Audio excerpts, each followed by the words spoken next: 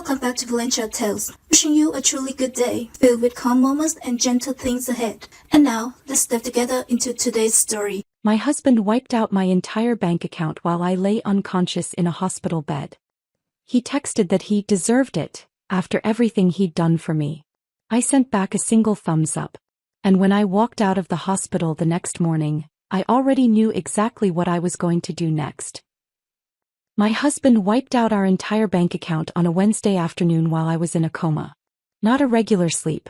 A medically induced coma after a stroke that had killed me twice on the operating table. The doctors had to bring me back both times. Before we continue, I want to thank you for being here. If you believe that betrayal should have consequences and that survival makes you stronger, please consider subscribing. It's free and helps us reach more women who need to hear this. Now let's see how I fought back. I was 42 years old, lying unconscious in the ICU at Providence Hospital with tubes down my throat and a machine breathing for me. The neurologist had told my emergency contact, my sister Riley, not my husband, that the next 48 hours would determine if I'd survive, and if I did, whether I'd have permanent brain damage. That's when Caleb decided to clean out our savings.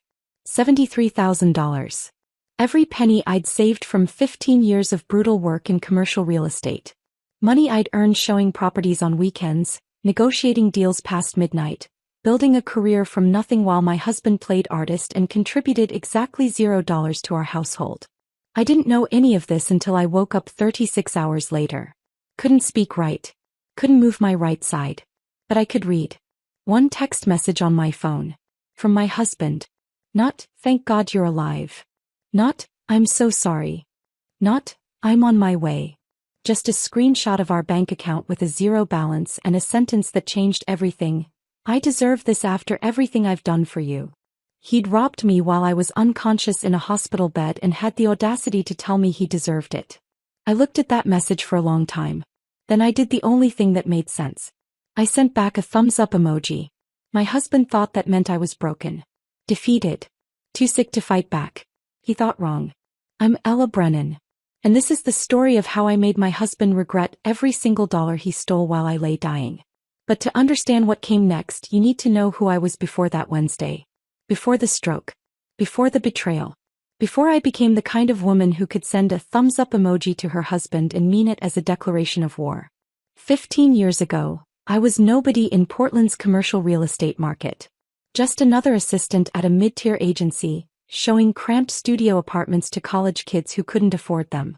I wore cheap suits from Ross Dress for less and walked everywhere because I couldn't afford parking downtown. I came from a working-class neighborhood in southeast Portland. My dad worked construction. My mom cleaned houses. Neither of them went to college. When I told them I wanted to go into real estate, my dad said, "That's for rich people with connections. You don't have either." He wasn't wrong. But he also didn't know how stubborn I could be. I started at the bottom. Worked every weekend while my friends brunched in the Pearl District and posted pictures of mimosas and avocado toast. Worked holidays when the office was empty and nobody called. Worked through flu seasons and family emergencies because missing a day meant missing a commission, and missing a commission meant staying broke. My first year I made $28,000. Barely enough to cover rent and ramen. But I showed up. Every single day. Smiled through property showings even when my feet ached. Answered calls at midnight from panicked landlords. Built a reputation as someone reliable, someone who did what she promised. Year 2 I made $35,000. Year 3 $42,000. By year 5 I'd broken 6 figures and moved from studio apartments to commercial properties. Small stuff at first. Retail spaces in strip malls, office suites in forgettable buildings. But each deal taught me something. How to read clients. How to negotiate. How to push without pushing too hard. Property managers started requesting me specifically. Small-time landlords recommended me to their friends. Word spread that Ella Brennan was sharp, dependable, and didn't waste anyone's time. By the time I turned 35, I was showing multi-million-dollar properties to developers and investors with serious capital. Mixed-use projects. Waterfront developments. The kind of deals where one commission could equal what I used to make in an entire year. I wasn't the best agent in Portland, but I was in the top tier. And I'd gotten there without connections, without a trust fund, without anything except work and more work and refusing to quit when things got hard.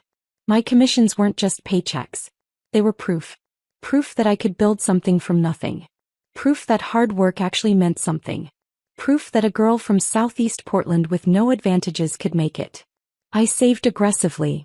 Lived in a modest one-bedroom condo in a neighborhood that hadn't gentrified yet. Drove a Honda Civic I'd bought used and maintained meticulously. Packed lunches instead of buying $15 salads downtown. While other agents at my firm leased luxury cars and took European vacations, I funneled every spare dollar into savings. $73,612. That's what I'd built by age 42. Every dollar represented something. A late-night contract negotiation. A difficult client I'd smiled through. A weekend I chose work over rest. A holiday I spent alone in the office. That money wasn't just savings. It was my security. My emergency fund. My proof that I'd made something of myself. My promise that I'd never be broke and scared again. And Caleb took all of it while I was dying. But I'm getting ahead of myself. I met Caleb Brennan 12 years ago at a gallery opening in the Pearl District. One of those pretentious First Thursday events where people who don't understand art pretend to while drinking cheap wine from plastic cups. I'd gone with a colleague who bailed after 20 minutes, leaving me stranded among abstract paintings that looked like expensive therapy sessions. I was about to leave when I saw him, standing in front of a canvas covered in aggressive red slashes, looking both proud and vulnerable in a way that made him magnetic. His paintings weren't good. Even I could tell that, and I knew nothing about art. But Caleb had this energy that drew people in. Like he needed protection from a world that didn't appreciate his genius. He approached me first. Asked what I thought of his work. Most people at those events lied and said everything was brilliant. I didn't. I said I didn't understand it but could feel the emotion behind it. He laughed. Said that was the best compliment he'd gotten all night. We talked for 3 hours. About art, about work, about what we wanted from life. He listened when I talked about difficult clients and impossible deadlines. Made me laugh about things that had stressed me out all week. When he looked at me, I felt like the only person in the room who mattered.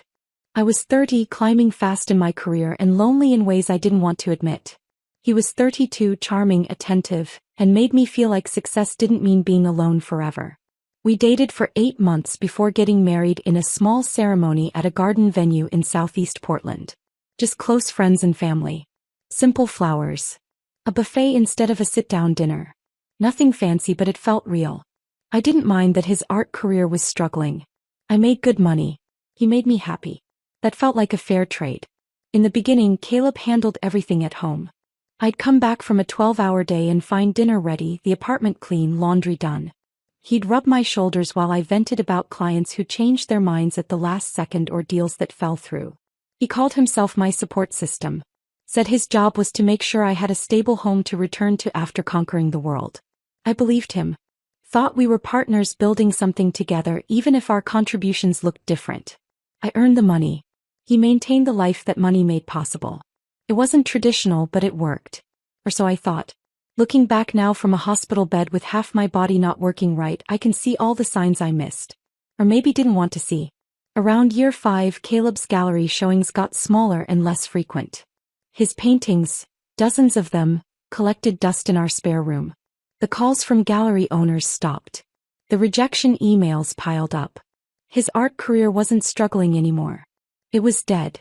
But he kept pretending, kept calling himself an artist, kept treating my career like it was somehow less meaningful than his non-existent one.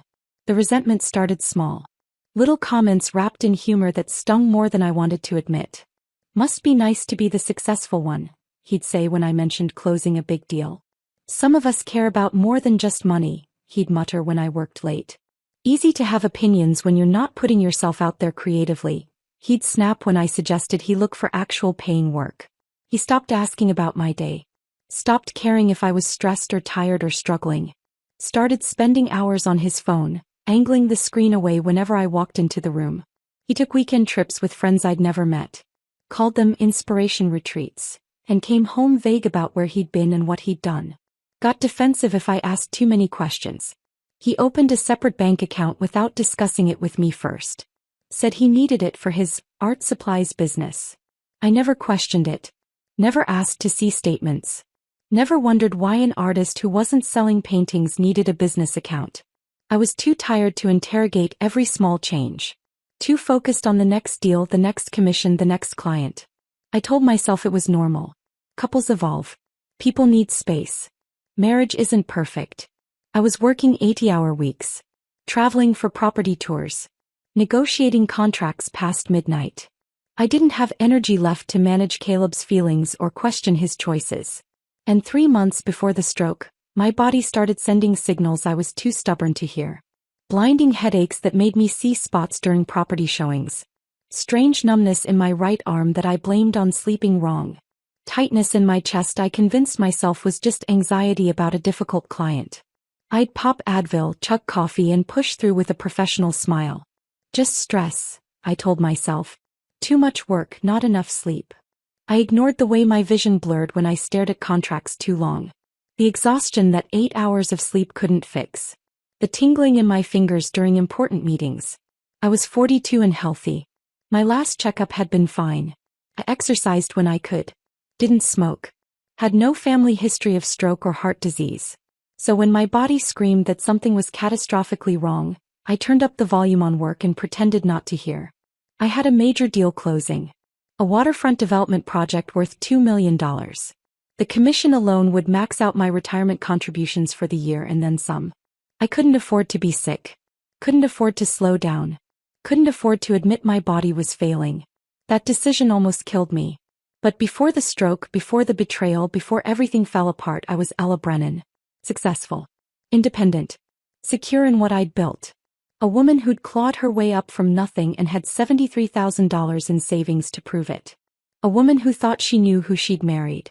I was so completely, catastrophically wrong. And that thumbs up emoji I sent from my hospital bed? That was the moment I stopped being the woman who ignored warning signs and started being the woman who would make my husband pay for every single thing he'd taken while I lay dying. The stroke happened on a Tuesday morning during what should have been a routine property showing. I'd been working on this deal for 3 weeks. A gorgeous Victorian conversion in downtown Portland that had been on the market for 2 months. Beautiful bones, original crown molding, hardwood floors that gleamed in the morning light. The kind of property that sold itself if you could just get the right buyers through the door. The clients were a young couple in their early 30s, tech money, the kind who could write a cash offer if the place felt right. Kyle worked in software development. His wife Emma was something in digital marketing. They'd been looking for 6 months and were getting impatient. This was their 3rd showing with me that week. I could feel them getting close to a decision. Just needed to seal it. We were standing in the master bedroom on the 2nd floor. I was pointing out the oversized windows that flooded the room with natural light, talking about the original molding that had been carefully restored when the pain hit. Not a headache this time. Something different. Something catastrophic. It felt like someone had detonated a bomb behind my eyes. White-hot pain that made my vision blur and my knees buckle. The numbness I'd been ignoring in my right arm for weeks suddenly spread like wildfire. Across my shoulder, down my torso, into my leg. I tried to say, "Excuse me," but nothing came out right. Just garbled sounds that didn't match the words forming in my head. My mouth wouldn't cooperate. My tongue felt thick and useless. Emma's face morphed from polite interest to horror. "Are you okay?" I tried to answer. Couldn't. The right side of my body wasn't responding to commands anymore. I reached for the doorframe with my left hand to steady myself, but my legs gave out. I collapsed on the hardwood floor. Heard Emma scream. Saw Kyle drop to his knees beside me, his face pale with panic. "Call 911, he shouted. Emma was already on her phone, voice shaking as she gave the address to the dispatcher. I lay there on that beautiful restored hardwood, unable to move my right side, unable to speak, unable to do anything except think with crystal clarity. This is bad. This is really, really bad. Terror flooded my brain. Not the kind of fear you feel watching a horror movie or riding a roller coaster. The primal kind. The kind that comes when your body stops obeying your commands and you realize you're not in control anymore. I tried to move my right arm. Nothing. Tried to move my right leg. Nothing. Tried to speak. Just garbled nonsense. Kyle was talking to me, saying something about help being on the way, asking me to squeeze his hand. I squeezed with my left. My right hand lay limp and useless on the floor. "Stay with us," Emma kept saying, her voice breaking. "Please stay with us." I remember thinking absurdly, this is so embarrassing. Here I was, a professional who prided myself on being reliable and put together, collapsed on the floor of a property I was trying to sell, drooling and unable to speak. Then I thought, I'm 42 years old. This can't be happening. This happens to old people. People with health problems. Not me. But it was happening. My body was shutting down and there was nothing I could do to stop it. The ambulance arrived in what felt like hours but was probably 7 minutes. Paramedics rushed in with equipment and urgent voices. They asked me questions I couldn't answer. Shined lights in my eyes. Checked my vital signs. Possible stroke, one of them said. We need to move fast. They loaded me onto a stretcher. The last thing I saw before they carried me out was Emma crying and Kyle holding her, both of them looking terrified. The ambulance ride is a blur. Sirens screaming. Paramedics talking in clipped medical terminology I didn't understand. Someone started in 4. Someone else was on the radio coordinating with the hospital. I kept trying to move my right side. Kept failing. The terror was overwhelming now, drowning out everything else. They rushed me into Providence Hospital downtown. Bright lights. People in scrubs moving with controlled urgency. Someone wheeling me down hallways at speed. Voices shouting medical terms. Then a doctor's face appeared above me. A woman, maybe 50, with kind eyes and a no-nonsense expression. Mrs. Brennan, I'm Dr. Patel. You're having a stroke. We need to do emergency surgery to remove the clot. Do you understand? I tried to nod. Manage something that might have looked like agreement. You're going to be okay, she said, but her eyes told a different story. We're going to take care of you. Then everything went black.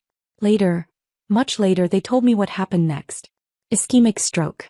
A blood clot had traveled to my brain and blocked blood flow. At 42 years old, with no obvious risk factors, my brain had started dying. They performed emergency surgery to remove the clot. It worked, but my brain had already started swelling dangerously. To save my life, they induced a medical coma. Put me under with drugs and hoped my brain would recover enough to bring me back. I flatlined twice during those first hours. My heart just stopped. They brought me back both times with machines and medication and sheer determination. I was unconscious for 36 hours. A day and a half where I simply didn't exist. No dreams. No awareness. Just nothing. A black void where my life paused while doctors and nurses fought to save it. I have no memory of those hours. Can't tell you what it felt like to be that close to death. Can't describe the sensation of your heart stopping and being forced back to life. But while my body lay in that hospital bed hooked up to machines with my future uncertain and my life hanging by a thread, other things were happening in the world I couldn't see. Things I wouldn't discover until I woke up. Things that would change everything. When I finally came back, it was gradual. Not like waking up from normal sleep. More like surfacing from deep underwater. Slow, disorienting, with pressure in my head and confusion about where I was. The fluorescent lights felt like knives stabbing into my eyes. Everything was too bright, too loud, too much. I had tubes in my arms and something down my throat that made me gag. My mouth tasted like metal and felt dry as sand. A nurse appeared in my field of vision. A young woman with kind eyes and purple scrubs. Welcome back, Mrs. Brennan, she said softly, smiling with genuine relief. You gave us quite a scare. I tried to speak. Couldn't. The tube was still in my throat. Panic surged. It's okay, the nurse said quickly, reading my fear. Let me get the doctor. We're going to remove that tube. You're safe. The next hour was a blur of doctors and procedures. They removed the breathing tube, which was horrible, and checked my vital signs. Asked me questions. Tested my responses. My right side felt heavy and wrong. Like it belonged to someone else. When I tried to move my right arm, it barely responded. My right leg was the same. Dead weight. When I tried to speak, my words came out slurred and garbled. My mouth couldn't form the shapes my brain was commanding. It was like being trapped inside a body that didn't work right anymore. Dr. Patel came in shortly after. She explained everything in careful, simple terms. Stroke. Emergency surgery. Medically induced coma. I'd coded twice, her exact word, coded, which I understood meant my heart had stopped. You're very lucky to be alive, she said. The damage could have been much worse. Lucky. That word again. She explained what came next. Physical therapy. Speech therapy. Occupational therapy. Cognitive rest. No stress. No driving for at least 6 weeks. Recovery would be slow, she warned. Months possibly. Maybe longer. I listened to all of this with a strange sense of detachment. Like she was talking about someone else's life. Someone else's broken body. Someone else's ruined plans. Then I thought of work. My clients. The Victorian conversion. The deals I had in progress. My phone. Where was my phone? I looked around frantically with my working left side. Saw it on the bedside table. Reached for it with my left hand, my right still useless, and managed to grab it. The screen lit up with notifications. Emails. Texts. Missed calls. And one message that made my blood run cold despite the warmth of the hospital room. From Caleb. Not, "Are you okay?" Not, "Where are you?" Not, "The hospital called and I'm on my way." Just a screenshot. Our joint bank account. The one where all my commissions went. The one I'd built over 15 years of brutal work. Balance. $0. Below it, one sentence. "I deserve this after everything I've done for you." I stared at that screen, my still foggy brain struggling to process what I was seeing. $73,612. Gone. Every penny. Every commission. Every sacrifice. Erased. He'd done it while I was unconscious. I was dying. While doctors were shocking my heart back to life. My husband had robbed me. Not in anger during a fight. Not after some betrayal on my part. But while I lay helpless in a hospital bed, unable to defend myself or even know what was happening. The betrayal was so cold. So calculated. So perfectly timed to my moment of maximum weakness. I should have cried. Should have screamed. Should have thrown the phone across the room. Instead, I felt something else. Something cold and sharp clicking into place deep inside me. My left hand was trembling as I pulled up the keyboard. Typed one character. Hit send. A thumbs up emoji.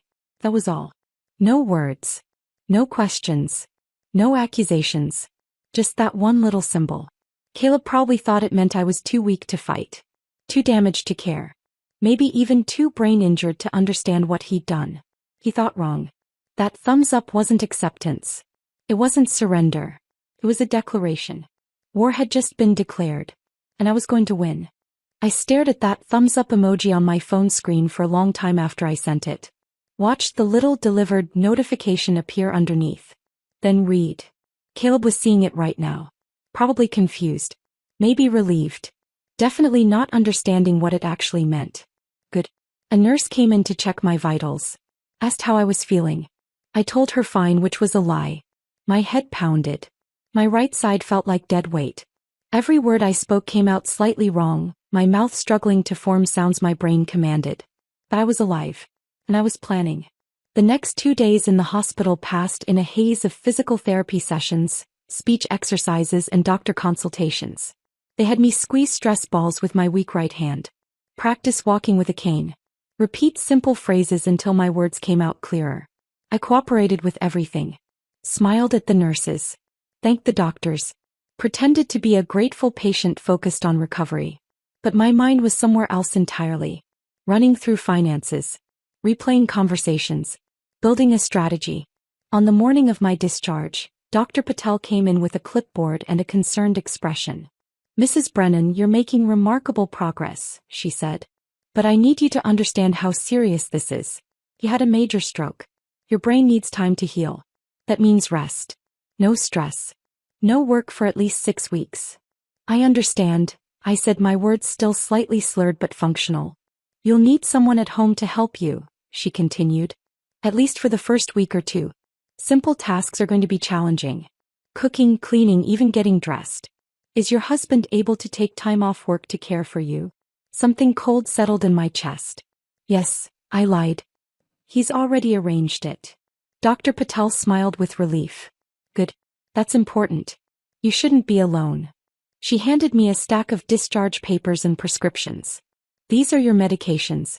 Anti-clotting agents, blood pressure management. Take them exactly as prescribed. And this," she handed me a card, "is information about support groups for stroke survivors. I highly recommend attending once you're feeling stronger." I took everything with my left hand, my right still too weak to be useful. "Thank you. Someone picking you up?" "My husband," I said smoothly. "He should be here soon." Another lie. Easier than the first. Dr. Patel left. A nurse brought me my clothes. The ones I'd been wearing during the property showing, now cleaned and folded. Getting dressed was humiliating. I couldn't button my shirt with one working hand. Couldn't tie my shoes. The nurse helped without comment, professional and kind. They brought me a cane. Standard issue hospital cane, aluminum with a rubber grip. I hated it immediately. Hated what it represented. But I needed it. My right leg wasn't strong enough to support my full weight yet. "Your husband here?" the nurse asked, checking her watch. "He's just parking," I said. "I'll meet him downstairs." She looked uncertain but nodded. "Hey, take care of yourself, Mrs. Brennan." The moment she left, I grabbed my phone with my left hand and called the one person I trusted completely. Riley picked up on the second ring. "Ella. I need a favor," I said quietly, watching the door. "Anything." No hesitation. "That's Riley. I need a place to stay. And I need you not to tell Caleb I'm out." Silence. Then, "He doesn't know you're being discharged?" "Oh, he knows I survived," I said, my voice flat. "He just doesn't know I'm not coming home." Another pause. When Riley spoke again, her voice had changed. Colder. Sharper. "What did he do?" "Cleaned out our savings while I was unconscious. 73,000. I heard her inhale sharply. Then, "I'm on my way. 20 minutes. Where should I pick you up?" "Side entrance. Near the emergency department." "I'll be there in 15. She hung up. I gathered my things, phone, wallet, the discharge papers, and made my way slowly down the hallway with my cane. Each step was an effort. My right leg dragged slightly. I had to focus on every movement. The hospital was busy. Visitors coming and going. Staff rushing between rooms. Nobody paid attention to one more patient leaving. I took the elevator down to the ground floor and found my way to the side entrance Riley had mentioned. Sat on a bench and waited, my cane propped beside me. 13 minutes later, Riley's black Subaru pulled up. He got out quickly, came around to help me. My sister is 3 years older than me. Looks it too, sharp features, gray threading through her dark hair, lines around her eyes from years of reading contracts. She's a tax attorney. Brilliant. Ruthless when she needs to be. Divorced twice, both times on her terms. She understands betrayal intimately. Riley looked at me, really looked, and I saw her face tighten with barely controlled fury. But she didn't say anything. Just helped me into the passenger seat, loaded my things in the back and got behind the wheel. We didn't speak until we were out of the hospital parking lot and on the road. "Tell me everything," she said. So I did. The property showing. The stroke. The surgery. Waking up to that text message. The empty account. The thumbs up emoji I'd sent. Riley didn't interrupt. Didn't gasp or curse or ask clarifying questions. Just listened with the absolute focus of someone cataloging evidence for a case. When I finished, she was quiet for a long moment. Then she said very calmly, "We're going to destroy him." Not, "Are you sure?" Not, "Maybe there's an explanation." Not, "Let's think about this." Just, "We're going to destroy him." I felt something unknot in my chest. "Yeah," I said. "We are." Riley's apartment is in Northwest Portland, a second-floor unit in a converted industrial building. Exposed brick, high ceilings, minimalist furniture. She helped me up the stairs, humiliating, needing help with stairs, and got me settled in her guest room. Plain walls. Queen bed. Desk in the corner. Nothing fancy, but it was clean and quiet and safe. "Rest," Riley said. "I need to make some calls." I lay down on the bed, exhausted from the short journey. My body was weak in ways I'd never experienced. Simple movements required concentration. But my mind was sharp. Clearer than it had been in months. Maybe years. I stared at the ceiling and replayed 12 years of marriage. Looked for the signs I'd missed. The patterns I'd ignored. Caleb's sudden interest in our finances 3 years ago. How he'd started asking questions about my accounts, my investments, my retirement funds. I'd thought he was finally taking an interest in our future. Now I saw it differently. He'd been mapping territory. Figuring out what was accessible and what wasn't. His insistence that I add him to my investment accounts, in case something happens. For security, he'd said. So he could handle things if I was ever incapacitated. I'd refused. Those accounts were mine. Built before marriage. Kept separate intentionally. He'd seemed hurt but dropped it. Now I understood. That had been a test. Seeing how far he could push. And 6 months ago his suggestion that we refinance my condo. Free up equity for renovations, he'd said. The kitchen needed updating. The bathroom could use work. I'd said no. The condo was mine. Bought before we married. Paid for with my money. I wasn't refinancing it. He'd gotten angry. Said I didn't trust him. That I treated our marriage like a business transaction instead of a partnership. We'd fought. He'd sulked for days. Eventually I'd apologized just to end the tension. Now I saw that too for what it was. Another test. Another boundary check. He'd been planning this. Maybe for months. Maybe longer. And the moment I collapsed during that property showing, the moment I became vulnerable and helpless, he'd executed his plan. That first night at Riley's I didn't sleep. Couldn't. My body was exhausted but my mind wouldn't stop.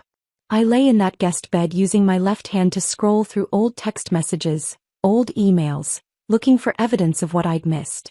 Riley came in around midnight with chamomile tea. You should sleep, she said. Can't. She sat on the edge of the bed. Tomorrow we start building your case. But tonight you need rest. He's been planning this, I said. For months. Maybe years. I keep thinking, how did I not see it? Because you trusted him, Riley said simply. That's not a character flaw, Ella. That's what you're supposed to do in a marriage.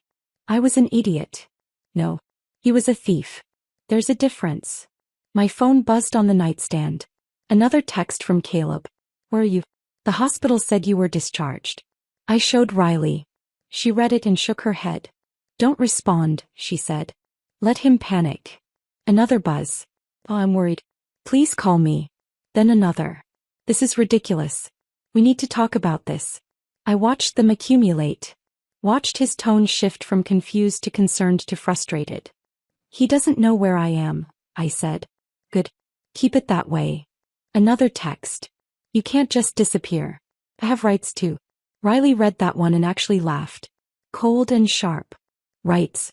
He stole $73,000 while you were dying and he's talking about rights. She stood up. Get some sleep. Tomorrow we figure out exactly how much damage he's done.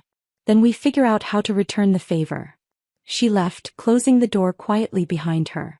I lay there in the dark, my phone buzzing periodically with new messages from Caleb that I didn't read.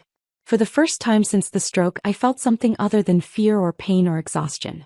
I felt focused. Caleb had taken advantage of my vulnerability. Thought I'd be too weak or too damaged or too grateful to be alive to fight back. He was about to learn exactly how wrong he was. The next morning, Riley left early for her office. Said she had some calls to make, some favors to collect. I spent the morning doing the physical therapy exercises the hospital had given me. Squeezing a stress ball with my weak right hand. Practicing balance by standing on one foot. Walking the length of Riley's apartment with my cane, trying to build strength back into my right leg. Every movement was exhausting.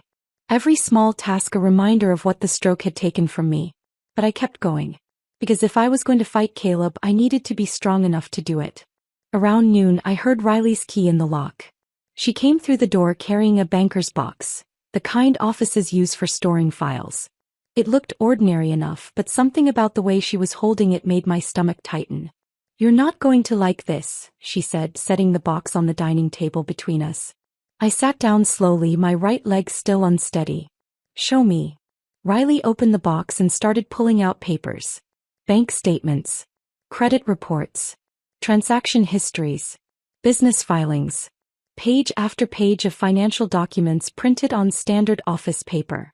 I called in some favors, Riley said, spreading everything out methodically. Tax attorneys have connections at banks, credit bureaus, business registration offices. I pulled everything I could find with Caleb's name on it. She arranged the papers into separate piles, creating a timeline. I watched her work with that precise attorney focus, organizing chaos into evidence. This, she said, tapping a document, is a business account opened 14 months ago. Brennan Creative Studios. Listed owners are Caleb Brennan and Ella Brennan. I leaned forward, reading the paperwork. I never signed this. I know. That's fraud. He opened it using your information without consent. Riley pulled out a highlighter and marked several lines. And look at these transactions. I followed her finger across the page. Transfers from an account I recognized, our joint savings, the one he'd eventually emptied, into this business account. Small amounts. 3,000 here. 5,000 there. Never more than 9,000 at once. Always under 10,000, I said slowly. Exactly. Banks have to report transactions over $10,000 to federal authorities. He knew that. He was being careful. Staying just under the reporting threshold. Riley pulled out more statements, all marked with similar highlighted transactions. This has been going on for over a year. My hands started shaking. How much total? Riley met my eyes. From what I can track. Almost $89,000. The room tilted. I gripped the edge of the table with my left hand to steady myself. 89,000. On top of the 73 he'd stolen while I was unconscious. Over $160,000 total. He's been planning this for over a year, I said, my voice barely above a whisper. At least. Probably longer. Riley pulled out another document. It gets worse. I almost laughed. How could it possibly get worse? She handed me a paper I recognized immediately. A power of attorney form. The one I'd signed last year after the ovarian cyst scare, when I was afraid I might need emergency surgery. Except this wasn't the version I remembered. This has been amended, Riley said quietly. See here. Financial authority. Investment accounts. Real estate decisions. The version you signed was medical only. This one gives him control over everything. I stared at my signature at the bottom of the page. Looked right. The loops and curves matched my handwriting perfectly. I didn't sign this version, I said. I know. I compared it to documents I personally witnessed you sign. Contracts from when I helped you buy that investment property 3 years ago. It's a forgery. A really good one, but still a forgery. Riley spread out more papers. Bank statements from my investment portfolio. A line of credit I'd never authorized. He used that forged POA to take out $70,000 against your investments, she explained. Cash withdrawals over the past 6 months. Small amounts like everything else. Always staying under the radar. I felt sick. Physically sick. My stomach churned and my head pounded, and for a moment I thought I might actually throw up right there at Riley's dining table. He practiced my signature, I said. The realization was somehow worse than everything else. He sat somewhere, maybe in our apartment while I was at work, and practiced writing my name until he could do it perfectly. Yes. This wasn't impulse. This wasn't panic when I had the stroke. He's been systematically robbing me for over a year. Yes. I looked at all the papers spread across the table. The evidence of months of planning. The careful amounts always just under reporting thresholds. The forged documents. The fake business account. Every "I love you" had been a lie. Every dinner he made while I worked late. Every supportive comment about my career. All of it performance. Theater. A distraction while he plotted my financial destruction. What do we do with this? I asked. Riley started gathering the papers back into organized piles. First we make copies. Multiple copies. Then we take it to a lawyer. A good one who specializes in financial fraud and family law. And we bury him. My phone buzzed. Another text from Caleb. I'd been ignoring them for 3 days now. They kept coming. Elle, please. We need to talk. I didn't even look at it. Just turned the phone face down on the table. Let me see those, Riley said, gesturing to my phone. I unlocked it and handed it over. She scrolled through the messages Caleb had been sending, her expression getting colder with each one. He's panicking, she said. Good. Let him panic. She handed the phone back. Don't respond. Not yet. Let him wonder where you are, what you know, what you're planning. That afternoon, while Riley was photocopying everything at her office, I sat in her guest room and let myself feel it. The betrayal. The violation. The cold calculation of what Caleb had done. He'd married me knowing I made good money. Positioned himself as supportive husband while I built my career. Then spent years systematically stealing from me, forging my signature, creating fake accounts in my name. And the moment I became vulnerable, the moment I collapsed and ended up in a hospital fighting for my life, he'd grabbed everything he could and run. He'd literally bet on me dying or being too brain damaged to fight back. My phone buzzed again. This time it wasn't Caleb. Sophie. My former assistant. Saw Caleb at Stumptown this morning. He was with a woman. Very cozy. Thought you should know. I stared at that message for a long moment. Part of me didn't want to know. Didn't want confirmation of what I already suspected. But I needed to see. Can you send a picture if you see them again? I typed back. Sophie responded immediately. Already took one. Sending now. The image loaded slowly. When it finally appeared, I felt something cold and sharp settle in my chest. Caleb sat in a coffee shop booth across from a young woman. Brunette, mid-20s, pretty in that natural Portland way. His hand rested on her thigh. She was laughing, leaning forward, completely comfortable with his touch. The intimacy was unmistakable. I didn't recognize her. Forwarded the photo to Riley without comment. Her response came within minutes. Running reverse image search. Give me an hour. I lay back on the guest bed, staring at the ceiling. The image burned into my mind. Of course there was another woman. Of course. That's what this was really about. Not just money. Not just theft. But an exit strategy. A new life with someone younger, funded entirely by my work. 90 minutes later, Riley called me into her home office. She had her laptop open, a full profile displayed on the screen. Vanessa Pruitt, Riley said. 26 years old. Works as a gallery coordinator at Atelier Northwest. The name clicked. That's where Caleb had his last gallery showing. 8 months ago. Exactly. Riley pulled up more information. Social media profiles. Employment history. And then something that made my blood run cold. Venmo transactions. He's been paying her rent, Riley said quietly. $1,500 a month for the past 9 months. Look at the memo lines. Rent. Apartment. He wasn't even trying to hide it. With my money, I said. With your money. Riley pulled up Vanessa's Instagram. Public profile. Hundreds of photos documenting the life of a 20-something in Portland. Coffee shops. Art galleries. Hiking trails. Wine bars. And in the background of those photos, if you looked carefully, was Caleb. A figure barely visible in a shot from Mount Tabor 3 months ago. A reflection in a mirror during a gallery opening. A man's hand, wearing that distinctive turquoise ring Caleb always wore, holding a wine glass at a restaurant. They'd been hiding in plain sight. Documenting their relationship for anyone who bothered to look closely enough. Riley scrolled further. Weekend trips to Cannon Beach. Seattle. A long weekend in San Francisco 6 weeks ago. Right when Caleb had told me he was going on an inspiration retreat alone. Then Riley stopped on one particular photo. Posted 2 weeks ago. Vanessa holding up a set of keys, huge smile on her face, caption reading, New chapter. Downtown loft, here I come. The location tag showed a luxury building in the Pearl District. I clicked through to the building's website. Studios starting at $2,800. 1 bedrooms at $3,400. Gallery coordinators don't make that kind of money, Riley said. No, I agreed. They don't. We sat in silence for a moment, both of us understanding what this meant. He was planning to leave you, Riley said finally.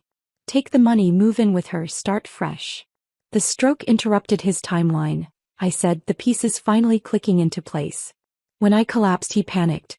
Thought I might die or be permanently disabled. So he grabbed everything he could while I was unconscious. But you survived.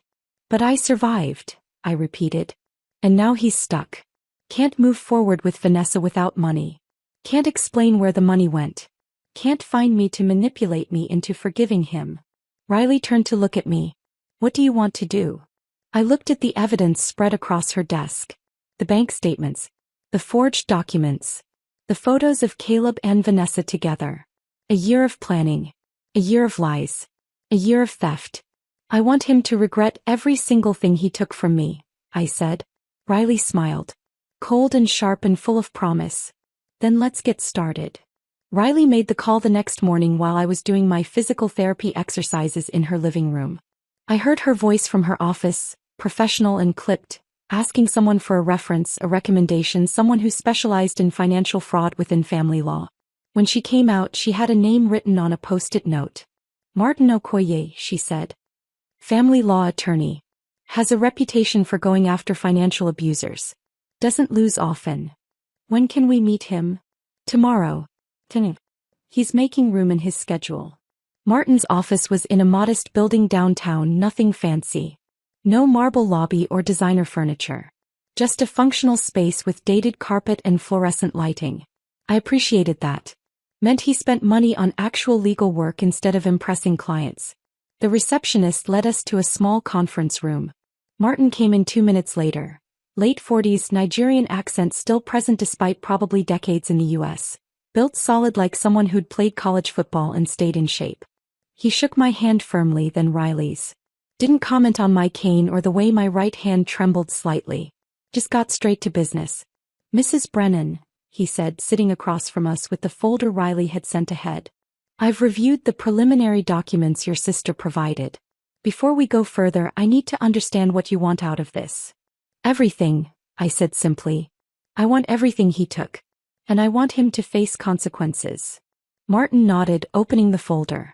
Your husband committed several felonies. Identity fraud. Opening accounts in your name without authorization.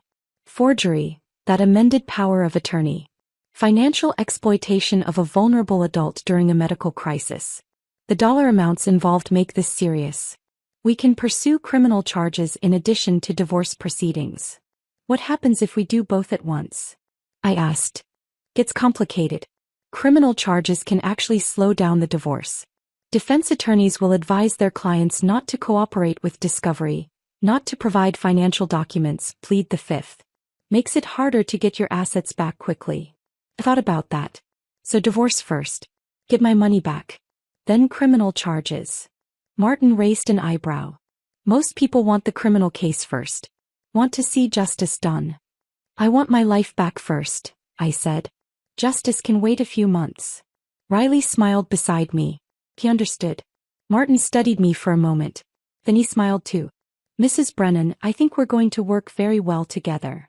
We spent the next 2 hours going through everything. Martin took notes in a leather portfolio, asking sharp questions, circling back to details that seemed minor but apparently weren't. The timing matters, he explained. The fact that he emptied the joint account while you were unconscious. That's not just morally reprehensible, it's legally significant. Financial exploitation during medical incapacity. Judges take that very seriously. Good, I said. The forged power of attorney is another major piece. That's identity fraud. Using it to access your investment accounts makes it wire fraud if any transactions cross state lines, which I'm betting they did. Riley pulled out more documents. These are the transactions from the business account he opened in her name. Brennan Creative Studios. Almost 90,000 transferred over 14 months. Martin whistled low.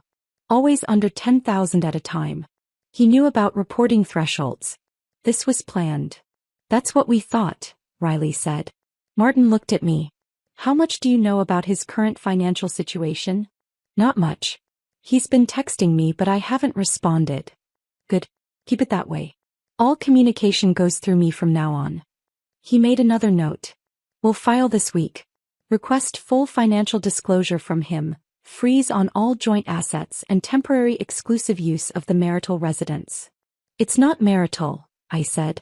I bought it before we married. It's only in my name. Even better. Makes that part simple. Martin closed the folder. One more thing. Are you prepared for this to get ugly? Because it will. When we file with all this evidence, when we request criminal investigation, he's going to fight back. Hard. I thought about that text message. That screenshot of the empty account. The thumbs up emoji I'd sent. Let him fight, I said. I'm ready. We filed for divorce 3 days later. Martin submitted a petition citing irreconcilable differences and requesting full return of all fraudulently obtained funds, plus sole possession of my apartment. Attached were copies of everything. Bank statements, the forged POA, the business account he'd opened in my name, transaction histories showing systematic theft over 14 months. It was thorough. Damning. Irrefutable. Caleb had 5 days to respond. His answer came through a lawyer named Doug Finch, whose office was in a strip mall next to a tax preparation service and a nail salon. Riley looked him up, specialized in DUIs and small claims disputes. Not exactly equipped for complex financial fraud cases. Doug's response was almost laughable. He filed a counterpetition requesting a 50-50 split of all assets, including my apartment and investment accounts. The justification: Caleb had contributed equally to the marriage as household manager and emotional support provider. Martin showed me the filing in his office. Actually laughed when he read that part aloud. He stole over $160,000 and his lawyer is claiming homemaker equity, Martin said. This won't work, but it'll drag the process out while they scramble for a better strategy. How long? I asked. Couple months probably. Discovery, depositions, financial disclosures. Maybe a settlement conference before we get to actual trial. Good, I said. Let it drag. Martin looked confused. Most clients want this over quickly. I want him to make mistakes, I said. Desperate people do stupid things. Understanding dawned on Martin's face. You want to see what else he's hiding. Exactly. While the legal machinery ground forward, Riley was working another angle. She'd been tracking Caleb's digital footprint, social media, tagged locations, Venmo transactions, building a complete picture of his double life. One evening she came home with her laptop and a grim expression. Found something else, she said, pulling up a bank statement I didn't recognize. Personal checking account at a bank I'd never used. Caleb's name only. Opened 18 months ago. Current balance: $31,847. Where did this come from? I asked. Riley highlighted transactions. Small transfers from the business account. Cash deposits. And look at the timing. He pulled up my commission records from work. Lined them up next to Caleb's deposit history. The pattern was obvious. Every time I closed a major deal, every time a big commission hit our joint account, Caleb would move money. First to the fraudulent business account, then in smaller chunks to this secret personal account. Building his escape fund. Dollar by dollar. My dollars. He's been planning this since before he opened the business account, I said slowly. At least 18 months. Probably longer. This was always the plan. Steal enough, move it somewhere you couldn't track it, then leave. Riley scrolled through more transactions. Regular payments to Vanessa. Payments to a moving company 2 weeks before my stroke. Even a deposit that lined up exactly with my biggest commission of the year. A waterfront development deal I'd closed 3 months ago. I'd worked 12-hour days for 6 weeks to close that deal. Celebrated with Caleb over dinner when the commission finally came through. He'd seemed genuinely happy for me. And 2 days later he'd transferred $15,000 of it to his secret account. We need to freeze this too, I said. Martin filed an emergency motion the next morning. Requested the court freeze all accounts connected to either party pending full financial investigation. Provided evidence of the hidden account, the systematic transfers, the pattern of theft. The judge granted it that afternoon. Every account with Caleb's name was locked. He couldn't access the money he'd stolen. Couldn't withdraw cash. Couldn't pay bills. Couldn't finance his new life with Vanessa. I found out how completely trapped he was 2 days later when Sophie texted me. Just saw Caleb at Fred Meyer. His card got declined at checkout. He looked like he was going to cry. I showed Riley. She confirmed it through one of her banking contacts. Every account was frozen solid. No access. No exceptions. My phone started buzzing almost immediately after that. Caleb's text had been sporadic before. Now they came in waves. Oh, this is insane. I can't even buy groceries. We need to look. This is affecting both of us. You're destroying everything out of spite. I made a mistake, but this is cruel. I saved every message. Didn't respond to any of them. Then Riley's phone rang. Unknown number. She put it on speaker. Hello. Riley answered. Is this Riley Brennan? A young woman's voice. Shaking. Verging on tears. Who's asking? My name is Vanessa. I don't know who else to call. Caleb said you're his wife's sister. Please, I need help. Riley's expression went cold. I'm listening. Caleb told me his accounts got frozen because of his wife. He can't pay my rent. I'm going to get evicted. I didn't know he said they were separated. He said the divorce was almost final. I didn't know he was stealing from her. The desperation in her voice was real. He probably really didn't know. Probably believed every lie Caleb told her. Vanessa, Riley said, her voice like ice. Caleb is a liar and a thief. Whatever he told you about his marriage, about being separated, about his wife being cruel. All fiction. He stole over $160,000 from my sister while she was unconscious in a hospital bed. Used that money to pay your rent, buy you things, plan a future with you. Silence on the other end. If you're smart, Riley continued, you'll distance yourself from him immediately. Before you become an accessory to fraud. Before your name ends up in legal documents as a co-conspirator. Do you understand? I didn't know, Vanessa whispered. I swear I didn't know. Then get away from him. No. Before this gets worse. Riley hung up. We sat in silence for a moment. Then I started laughing. Couldn't help it. The sound came out harsh and cold but felt good. He can't pay her rent, I said. He's trapped. No money. No escape. No girlfriend. And it's only going to get worse, Riley said.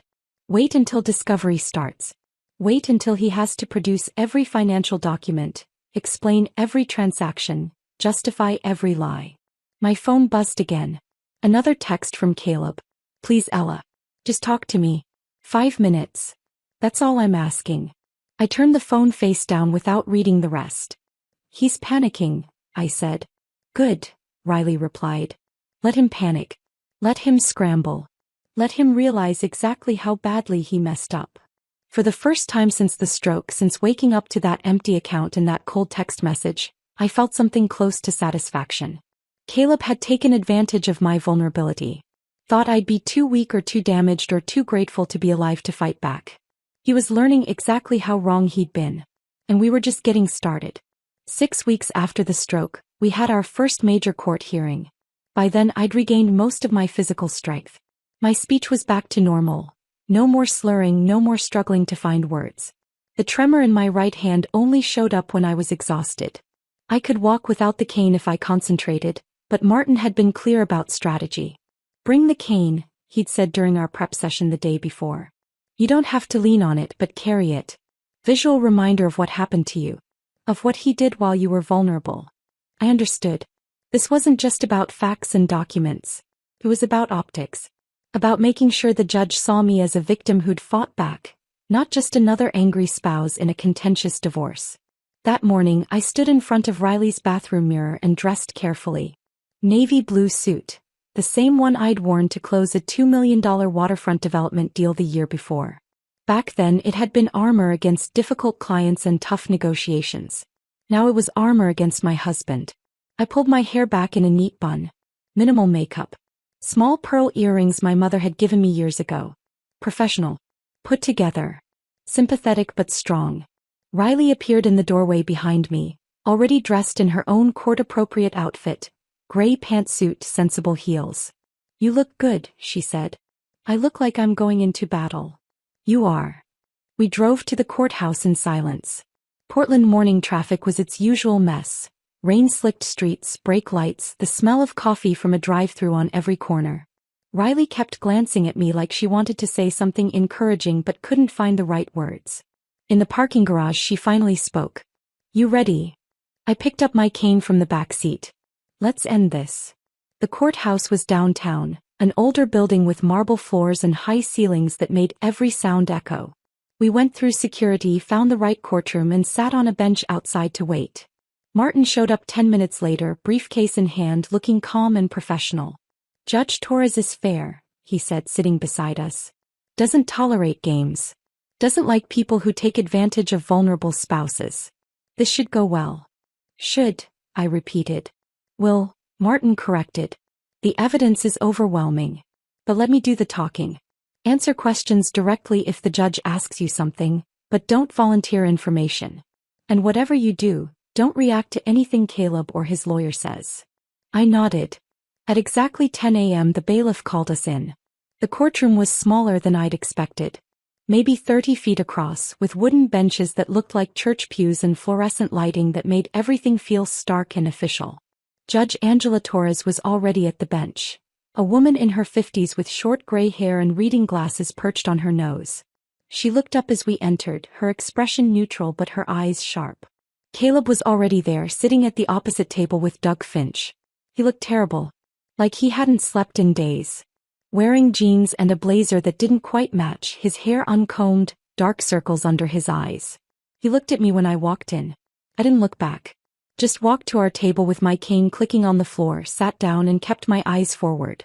Judge Torres shuffled papers for a moment. Then she spoke. This is a hearing regarding the petition for divorce filed by Ella Brennan against Caleb Brennan, with motions for asset freeze, exclusive possession of marital residence, and return of fraudulently obtained funds. She looked up. I've reviewed the filings from both parties. Mr. Finch, your client withdrew $73,612 from joint accounts while Mrs. Brennan was hospitalized for a life-threatening stroke. Is that correct? Doug Finch stood. He was younger than I'd expected, maybe mid-30s, wearing a suit that looked off the rack and slightly too big. Your Honor, my client exercised his legal right to access jointly held funds. Furthermore, Mrs. Brennan had exhibited financially controlling behavior throughout the marriage, and my client was acting to protect himself from potential. Protect himself from what, exactly? Judge Torres interrupted. From a woman having a stroke? Doug stammered. From potential abandonment, Your Honor. Mrs. Brennan had recently refused to refinance their marital home, which my client interpreted as preparation for divorce. Their home. Martin stood smoothly. Your Honor, if I may. The property in question is not a marital asset. Mrs. Brennan purchased that condominium before the marriage, has paid the mortgage exclusively from premarital accounts, and Mr. Brennan has no legal claim to it whatsoever. Judge Torres turned her attention to Caleb. Mr. Brennan, were you aware your wife was in the hospital when you withdrew these funds? Caleb whispered something to Doug. Doug leaned down, listened, then straightened. Yes, Your Honor, but my client was under extreme emotional stress. I didn't ask about his emotional state, Judge Torres said. I asked if he knew she was in the hospital. She looked directly at Caleb. Mr. Brennan, answer the question yourself, please. Caleb stood slowly. Yes, Your Honor. Did you visit your wife in the hospital? Silence. Judge Torres repeated the question, slower this time. Mr. Brennan, did you visit your wife while she was hospitalized for a stroke that nearly killed her? No, Your Honor. But you did access her bank accounts during that time? Yes. Judge Torres removed her glasses and set them on the bench. Looked at Caleb with an expression that could only be described as contempt. Let me make sure I understand the timeline here. Your wife of 12 years collapsed during a property showing. Was airlifted to the hospital. Underwent emergency brain surgery. Was placed in a medically induced coma. And during this time you didn't visit her. Didn't check on her condition. But you did withdraw over $70,000 from your joint accounts while she was unconscious and unable to consent or even be aware of the transaction. It wasn't a question. It was a statement of fact that sounded damning when said out loud in a courtroom. Your Honor, if I may, Doug tried to interject. Judge Torres held up her hand. You may not. I'm still trying to understand how your client's attorney expects me to believe this was anything other than financial exploitation of a medically vulnerable spouse. She put her glasses back on and looked at the documents in front of her. I'm ordering an immediate freeze on all accounts connected to either party pending further investigation and discovery. This includes the joint savings account, the business account opened in Mrs. Brennan's name without her authorization, and any personal accounts held by Mr. Brennan. Doug started to object. Judge Torres cut him off with a look. Additionally, Mrs. Brennan is granted temporary exclusive possession of the marital residence. Mr. Brennan, you have 72 hours to remove your personal belongings. A police escort can be arranged if necessary. Your Honor, that's my client's home, Doug protested. No, counselor. It's Mrs. Brennan's home. She purchased it before the marriage. It's titled in her name only. Your client has been living there as a guest, essentially. That guest status is now revoked. Judge Torres made a note on her paperwork. Furthermore, I'm ordering full financial disclosure from both parties. Bank statements, investment accounts, credit cards, loan documents. Everything. I want a complete picture of the marital finances before we proceed. She looked at Caleb again. And Mr. Brennan, I strongly suggest you cooperate fully. Withdrawing tens of thousands of dollars while your spouse is medically incapacitated strikes me as unconscionable. Your client is fortunate I'm not recommending criminal charges at this time. She banged her gavel once. Next hearing in 30 days. Discovery to be completed before then. We're adjourned. Everyone stood as Judge Torres left through the door behind the bench. The moment she was gone, I let out a breath I didn't know I'd been holding. Martin gathered his papers, looking satisfied. That went exactly as well as I'd hoped. Across the aisle, Doug was talking urgently to Caleb in a low voice. Caleb's face was pale, his hands shaking. As we filed out, he tried to catch my eye. Tried to approach. I walked past him without acknowledgement. My cane clicked on the marble floor. Riley walked beside me, her hand on my elbow, protective. Outside the courtroom, in the echoing hallway with its high ceilings and afternoon light coming through tall windows, Martin turned to us. Judge Torres clearly sees through his story, he said. The fact that he didn't visit you in the hospital but did access your bank accounts, that's damning. And the tone she used? She's already made up her mind about his character. What happens now? I asked. Discovery. We get access to everything, all his accounts, all his transactions, all his communications. And he has to provide it. If he refuses or hides anything, he's in contempt of court. Riley smiled. He's trapped. Completely, Martin agreed. He can't access the stolen money. Can't hide it. Can't move it. And in 30 days, we're back in front of Judge Torres with a complete financial picture. Then we negotiate settlement or proceed to trial. We walked out of the courthouse into gray Portland drizzle. Riley offered to drive me back to her place, but I shook my head. Can we go somewhere else? I asked. I don't want to go home yet.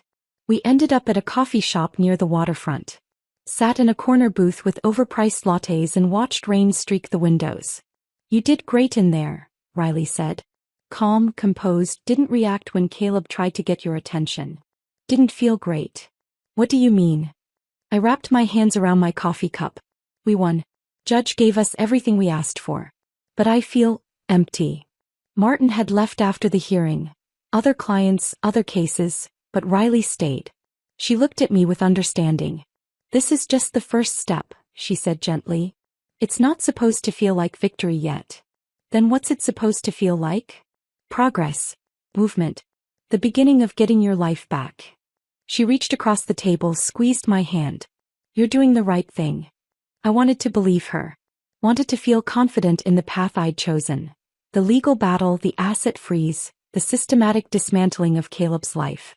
But sitting in that coffee shop watching rain and strangers pass by, I felt something else. Something uncomfortable. Doubt. Not about whether Caleb deserved this. He did. He'd stolen from me while I was dying.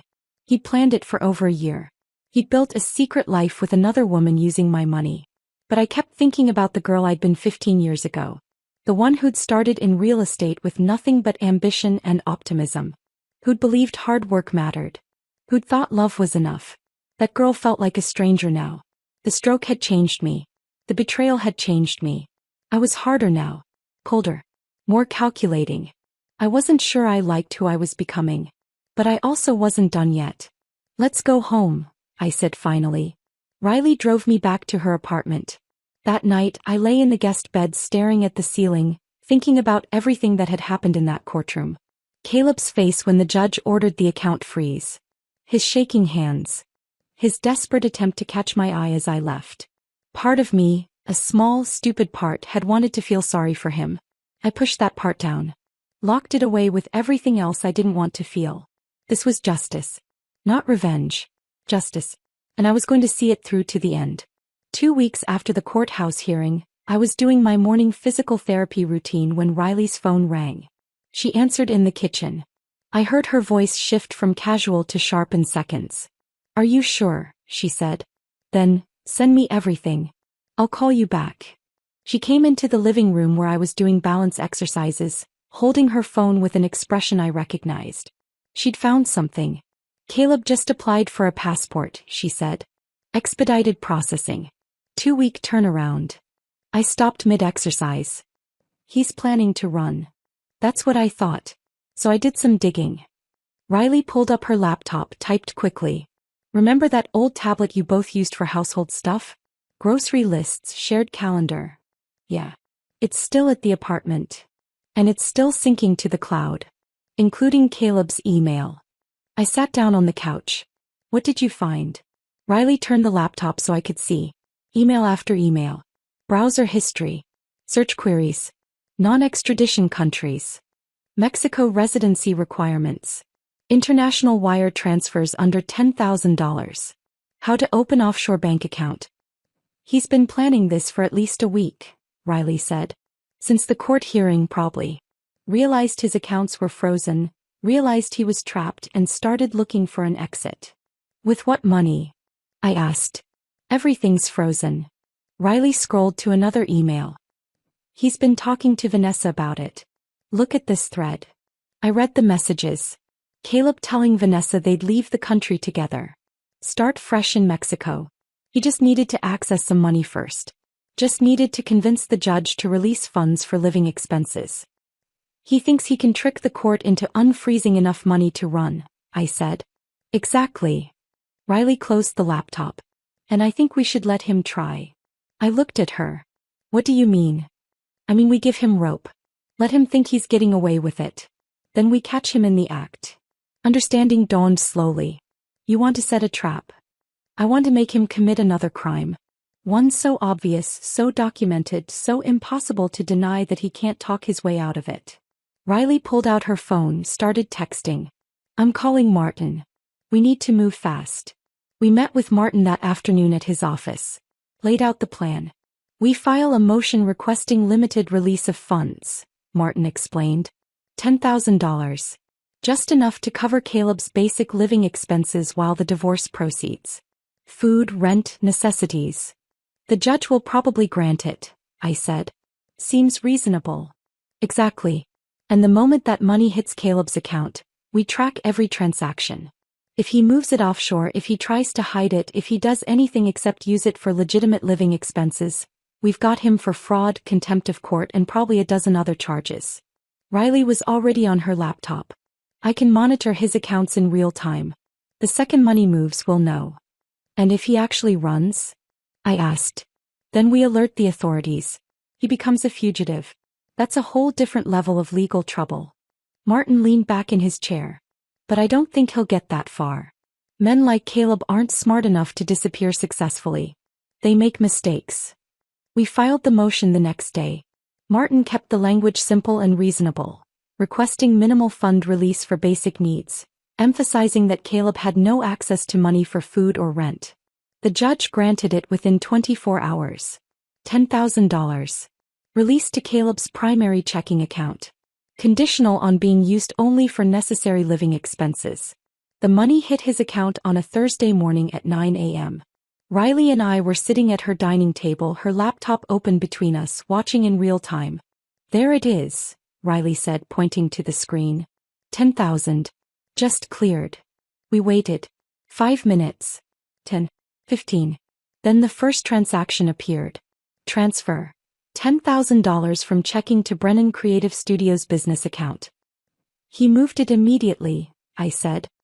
He's trying to hide it from the court order, Riley replied. Thinks if it's in the business account it doesn't count.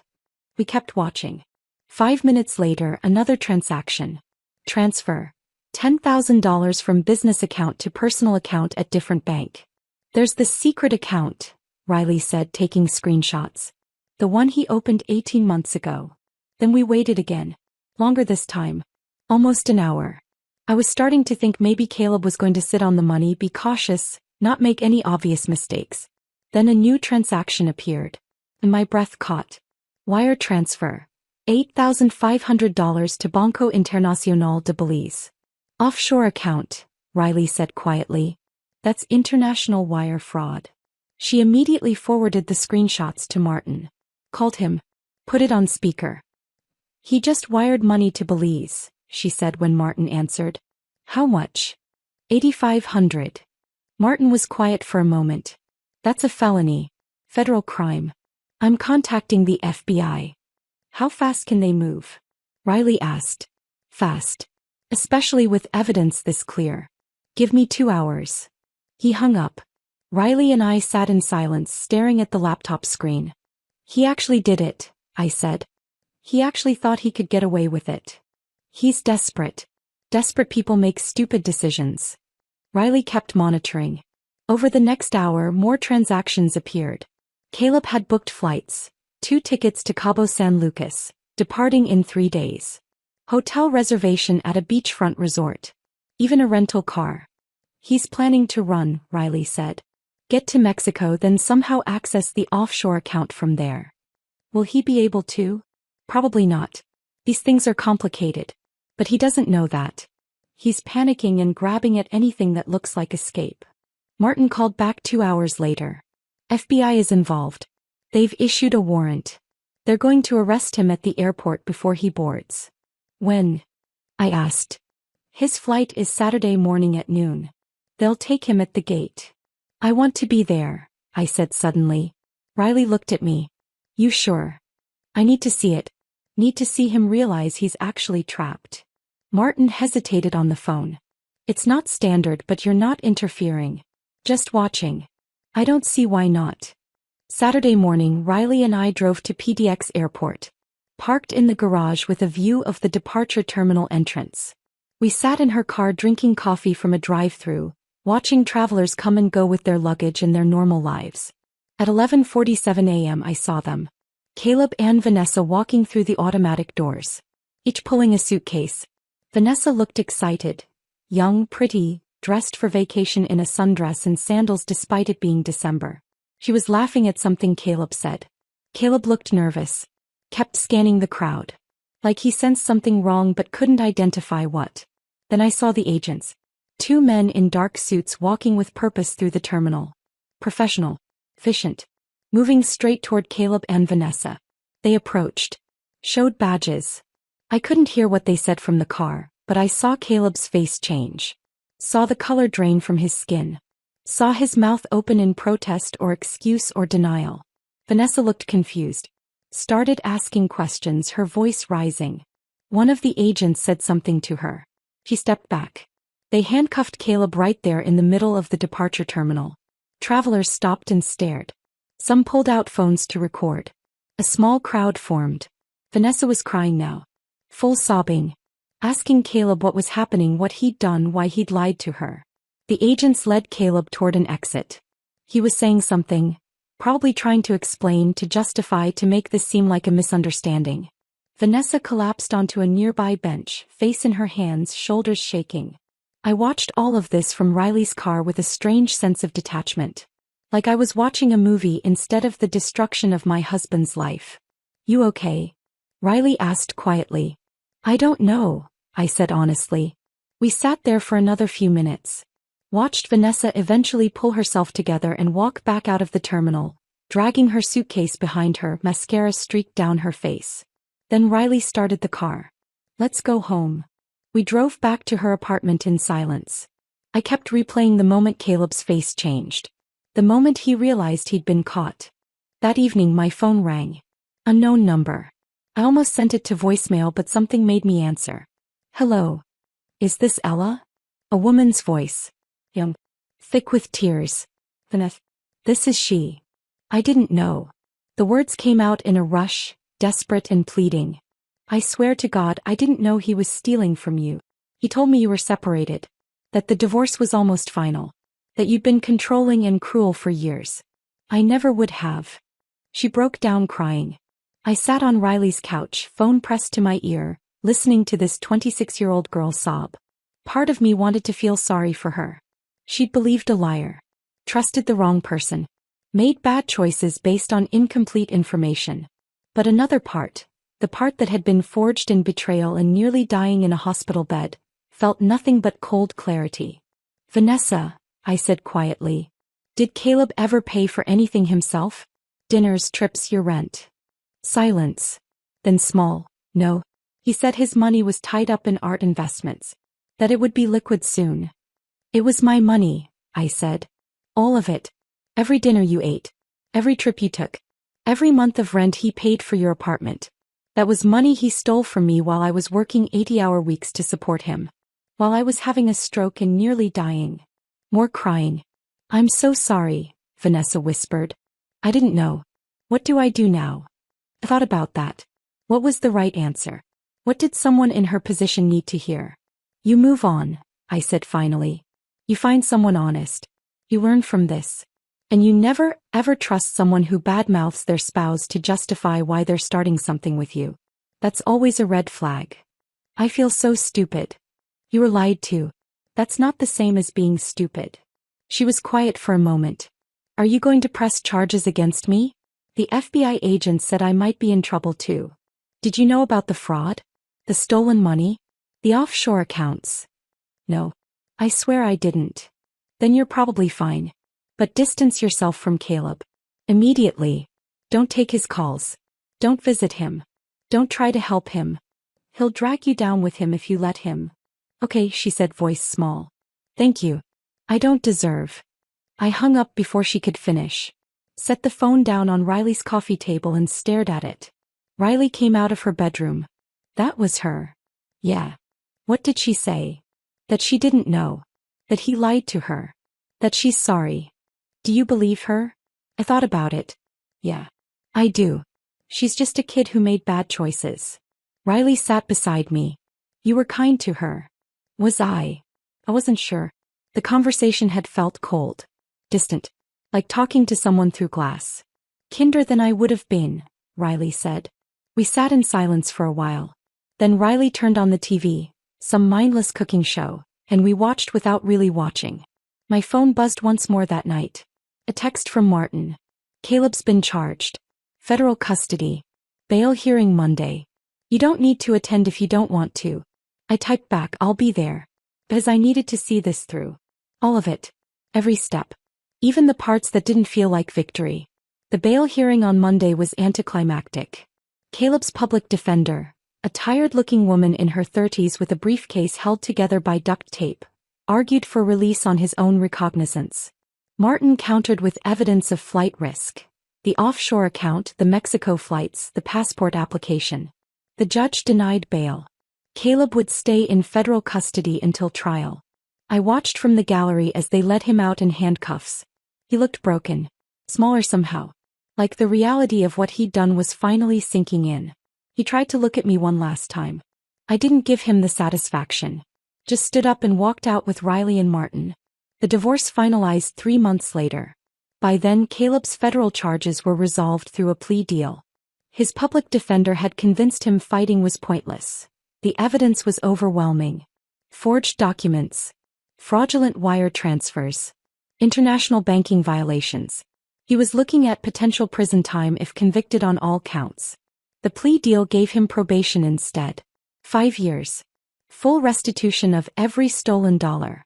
$162,000 total, to be paid in monthly installments he'd probably spend the rest of his life working off. Permanent criminal record. And a restraining order keeping him at least 500 feet from me at all times. Martin had been merciless in the divorce settlement. With Caleb's guilty plea on federal charges, there was no defense against the fraud claims. I got everything. The apartment, which was always mine anyway. My investment accounts, untouched and returned. My retirement funds. Every penny Caleb had stolen or tried to hide. He got nothing. No assets. No claims. Just debt and consequences. The last time I saw him was at the final hearing. He looked hollowed out. Defeated. 20 pounds lighter, dark circles under his eyes. Wearing an ill-fitting suit his public defender had probably loaned him. When the judge finalized everything, Caleb's lawyer asked for a brief moment to speak. The judge allowed it. Your Honor, she said, my client would like to apologize to Mrs. Brennan for his actions. The judge looked at me. Mrs. Brennan, would you like to hear it? Everyone in the courtroom turned to look at me. Riley beside me, tense and protective. Martin on my other side, ready to object if needed. I thought about it. About whether I wanted to hear Caleb say he was sorry. About whether it would change anything or mean anything. No, I said simply. I wouldn't. The judge nodded. Then we're done here. Divorce is finalized. Mr. Brennan, you have 48 hours to vacate any remaining personal property from the marital residence. After that, anything left becomes Mrs. Brennan's property. Gavel down. Caleb was escorted out by his lawyer. I left through a different exit with Riley and Martin, avoiding any chance of running into him in the hallway. How do you feel? Riley asked as we walked to the parking garage. Empty, I said. And it was true. No satisfaction. No triumph. just a hollow sense of completion. I moved back into my apartment, the following week. Caleb had already cleared out his things. I walked through rooms that felt both familiar and foreign. The spare room where his paintings used to collect dust was empty now. The closet in the bedroom only had my clothes. The bathroom counter only had my toiletries. It should have felt like victory. Instead, it just felt lonely. I lasted 6 months before deciding to sell. Too many memories. Too many ghosts of who I'd been when I lived there. The woman who'd trusted Caleb. Who'd worked herself into a stroke. Who'd ignored every warning sign because she was too tired to see them. A young family bought it. Husband, wife, toddler girl, and another baby on the way. I watched them walk through during the final showing, saw the wife's face light up at the kitchen, saw the husband calculate mortgage payments in his head, saw the toddler run through the empty rooms laughing. "It's perfect," the wife said to her husband. "It feels like home. I hoped they'd be happy there. Hoped they'd build something real. Hoped their marriage would be better than mine." The closing was simple. I signed papers, transferred the deed, accepted a check that was more than I'd paid for the place but less than I'd hoped. Real estate prices in Portland were weird that year. I bought a smaller loft in Northwest closer to Riley. 2 bedrooms, floor-to-ceiling windows, exposed brick, open floor plan. Modern and impersonal. No history. No ghosts. Just clean space waiting for me to decide who I'd be next. With some of the money from the sale, I set up a scholarship fund. Partnered with a local nonprofit that helped women recovering from medical crises. Called it the Second Chances Fund. $5,000 annually for a woman who needed financial support to rebuild her life after health problems derailed everything. It felt good. Felt like something meaningful coming from all the pain. I returned to work about 7 months after the stroke. Part-time at first. My boss, Patricia, who'd run the real estate firm for 20 years, welcomed me back with genuine warmth and zero pressure. "Take your time," she said. "We're just glad you're alive." I started with small projects. Residential sales. Nothing too demanding. My body was mostly back to normal. No more cane, no more slurred speech, no more tremor. But I was different in ways that weren't physical. I couldn't work 80-hour weeks anymore. Couldn't sacrifice everything for a commission. Couldn't ignore my body's warning signals. I was more selective about clients. Didn't take on anyone who gave me bad vibes or made unreasonable demands. Charged more. Worked less. Made enough. Patricia noticed the change. "You're different," she said over coffee one afternoon about 10 months after I'd come back. "Better or worse?" I asked. "Just different. More boundaried, I guess. You used to say yes to everything. Now you're comfortable saying no." "The stroke taught me something," I said. "Life's too short to waste on people who drain you." Patricia smiled. "Sounds like wisdom." One evening, almost a year after the divorce finalized, Riley invited me over for dinner. Just the 2 of us. Pasta and wine and the comfortable silence of people who'd been through war together. We were halfway through the meal when she asked, "Do you ever think about forgiving him?" I set down my fork. The question hung in the air between us. Did I? Could I? "I don't think about him at all anymore," I said honestly. "Forgiveness feels like it requires me to care. And I just don't." "That's not the same as healing," Riley said gently. "I know." I took a sip of wine. But maybe healing doesn't mean forgiveness. Maybe it just means moving forward without carrying the weight of what happened. Riley considered that. "Are you happy?" The question surprised me. "I'm different," I said after a moment. "The stroke changed me. The betrayal changed me. I'm harder now. Less trusting. More cynical about people's motives." That's not what I asked. I looked at my sister. Really looked at her. The woman who'd given me sanctuary when I had nowhere else to go. Who'd used her legal connections to help me fight back. Who'd sat with me through physical therapy and depositions and endless court hearings. Who'd never asked for anything in return. "I'm free," I said finally. "And right now that's close enough to happy." Riley smiled. Raised her wine glass. "To freedom." I clinked my glass against hers. "To freedom." That night, back in my loft, I stood in front of the bathroom mirror and studied my reflection. 43 years old. Lines around my eyes that hadn't been there 2 years ago. A hardness in my gaze that didn't exist before the stroke. Gray threading through my dark hair that I hadn't bothered to color. But there was also something else. Strength. Resilience. A quiet confidence that came from surviving something that should have destroyed me. I thought about the woman I'd been before the stroke. Before the betrayal.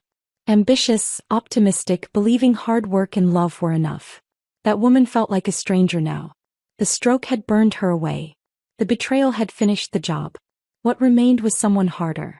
Colder. More calculating. I wasn't sure I liked who I'd become. But I also wasn't sure I had a choice. Sometimes people ask if I'm still angry at Caleb. I tell them the truth, I'm not. Anger is exhausting. I spent enough energy on him. What I feel now is clarity. He thought my stroke was his opportunity. Thought my vulnerability made me weak. Made me an easy target. Gave him permission to take everything I'd built. He was wrong. That thumbs up emoji I sent from the hospital bed, the one he probably interpreted as acceptance or maybe even brain damage, wasn't surrender. It was a declaration. I see you. I know what you did. And I'm coming. Some betrayals break you. Shatter you into pieces you can't put back together. Some betrayals wake something else. Something cold and calculating. Something that doesn't scream or cry or beg. Something that plans. Documents. Waits. Caleb thought he was taking everything from me while I lay unconscious and helpless. Instead, he gave me something I didn't know I had. Proof that I'm stronger than I ever knew. Proof that I can survive anything. Proof that underestimating me is a catastrophic mistake. The stroke nearly killed me. Should have killed me according to the doctors. The betrayal nearly broke me. Should have broken me according to anyone who knew the full story. But I'm still here. Sharper. Wiser. Free. And sometimes, not always but sometimes, late at night when I can't sleep I think about that moment in the hospital. Waking up to that text message. That screenshot of an empty account. Those 7 words that changed everything. I deserve this after everything I've done for you. And I think about my response. That single thumbs up emoji. The best revenge isn't fire and fury. Isn't screaming or crying or making scenes. It's ice-cold strategy. Patient justice. Letting someone dig their own grave while you document every shovelful of dirt. Caleb thought he'd won. Thought he'd gotten away with it. Thought I'd be too weak or too damaged to fight back. He couldn't have been more wrong. Game on, that emoji said. And I already won. If this story of cold calculation and perfect justice had you hooked from that first text message, smash that like button right now. My favorite part was when Ella sent that single thumbs up emoji from her hospital bed, knowing it wasn't acceptance but a declaration of war. What was your favorite moment? Drop it in the comments below. Don't miss more thrilling revenge stories like this. Subscribe and hit that notification bell so you're always first to see what happens when betrayal meets consequences.